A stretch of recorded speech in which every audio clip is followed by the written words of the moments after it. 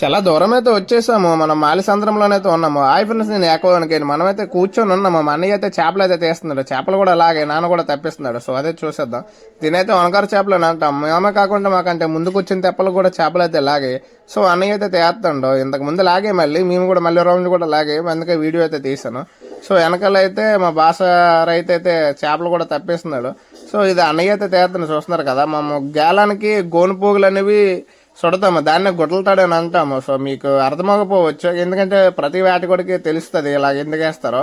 So దీనైతే ఎర్ర అనుకుంటుంది. మేము అంటే తెప్ప వేగంగా వెళ్తుంది కదా, నువ్వు రావడంతో ఎర్ర అనుకొని వచ్చైతే చేప అయితే పట్టుకుంటుంది. సో పట్టుకున్న వెంటనే గేలం ఉంటుంది కదా, దానికైతే గుచ్చుకెళ్ళిపోయి సత్తది మరి అది. సో ఎందుకంటే ఇలాగ రోజుకైతే అవ్వదు ఏట ఈ గుడ్డల తాడుతో. సో ఎర్రలు కూడా ఉండాలి అప్పుడప్పుడు. సో ఇబ్బంది అయ్యి పడే అవకాశాలు చాలా ఉంటాయి మాకు. సో ఎందుకంటే ఈరోజు అయితే ఈ వనగర్లో అయితే అయింది. ఇలాంటి వీడియోలు ఏమైనా ఉంటే నెక్స్ట్ వీడియోలో అయితే మాట్లాడుకుంటాం ఏమైనా లేకుండా ఉంటే.